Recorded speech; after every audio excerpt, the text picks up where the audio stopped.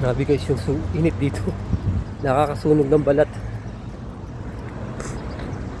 So dito sa Martin guys, start pa lang ng summer. Ito yung tutok ng summer guys.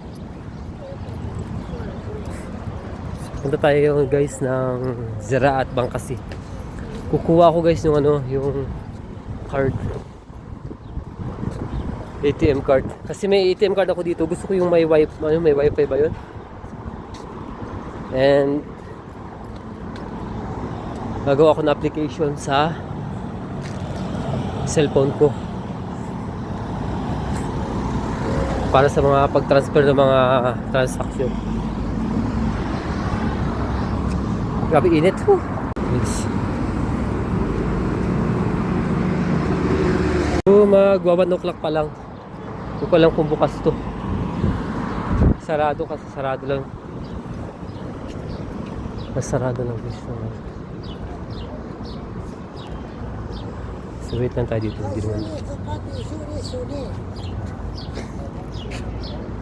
So tayo sarado guys. Pahinga muna tayo guys. Ay, mag-check tayo guys ng pera sa bangko natin guys. Hindi ko kasi ginagamit tong ko yung ATM card ko sa Ziraat. Nagde-deposit na ako through IBAN lang. So tingnan natin kung pumapasok yung pera. Di ba masyado ako nagde-deposit na malaki. Kumbaga moderation lang yung ginagawa mo. Moderate lang. Tingnan natin kung pumapas.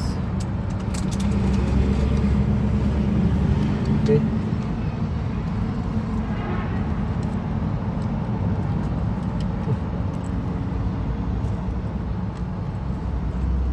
No.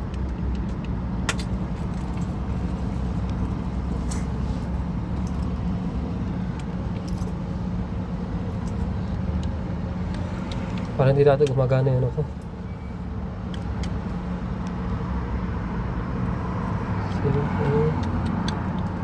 Ay pucha, mali pala yung mali. Sa una babablog ko ito, oras ko pala. Isang card ko pala yun. Nangyayari tayo na ito.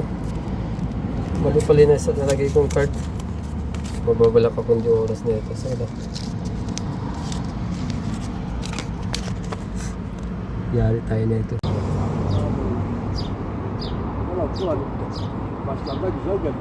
Guys, 5 minutes na lang.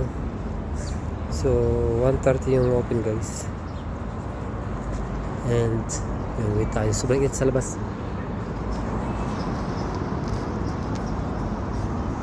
So dito guys, kapag hindi ka marunong mag-Turkish, medyo mahirapan ka ma-entertain ng nasa mga sa loob, empleyado sa dito kasi mas hindi sila nag-a-adjust para sa mga foreigner guys.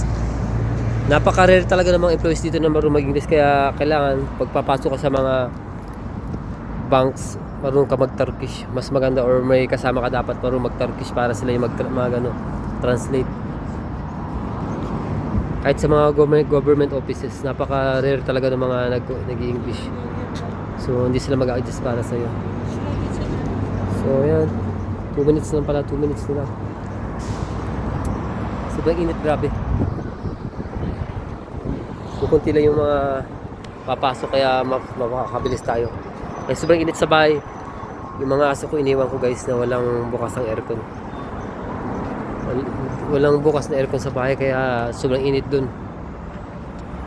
So kailangan natin makabalik agad sa bahay. Nakahit kasi yung mga aso ko guys, kaya nakaseparate sila. Hindi muna ako pumapasok ng trabaho. Yan, 12:30 na. 12:30. Dito na ako sa bahay, hindi na ako nakapag-video kanina. Sobrang init sa labas, sakit sa ulo. So, dito ako sa bahay and unfortunately, hindi ako nakakuha ng card na may wifi. Ang proseso pala yun. Ito yung sa akin guys. Oh, yan. Bali dalawang ginagamit. Ito yung sa akin. And ito yung kay Baba. Ito yung kung kunin yung may ganito. Yung may ganyan. Yan, may wifi na ganyan yan. Yan yung sa akin kasi wala. Normal lang siya. So ito yung gusto kong kunin, kaso ang proseso pala, ito nasa likod na number, yan, ito number na to sa likod na yan, yan, tatawagan pala and sasabihin na na ano na tawag doon, na i-cancel yung card and kukuha ng bago, yung may ano nga, may wifi. And di ko na rin tinawagan yun na sa likod ng card kasi nga yung address ko is napalitan kasi yung residence permit ko dati ni Iban City, ngayon nasa Iban City na ako, naka-residence permit. So yun, kailangan na baguhin yung ano, yung address ko. So hindi ko alam kung paano,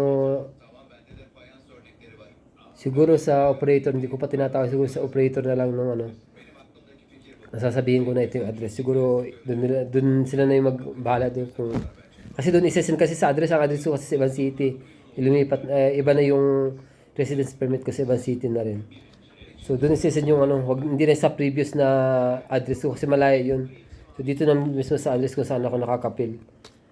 Kung saan ako naka-sponsor. So yun ang ano proseso, guys. So kung kayo meron ganitong card, yung walang temasis ang tawag kasi yun, temasis.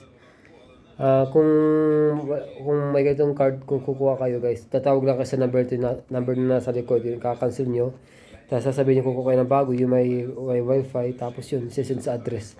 And make it sure yung address mo is active kung saan ka nakakabil. Kasi baka yung address mo, yung residence permit mo dati at lumipat ka ng ibang lugar, tapos residence permit mo bago. So doon sa old residence permit is yung card. So baka di mo makuha yun, baka ano lang, baka makancel din yun kung di mo makuha. Kasi kakancel yung luma so wala kang magagamit. So kapag mag-withdraw ka ng pera, kailangan mo sa bangka ko pupunta. So yun lang, guys, and yan, sana may natutunan kayo. Bye bye.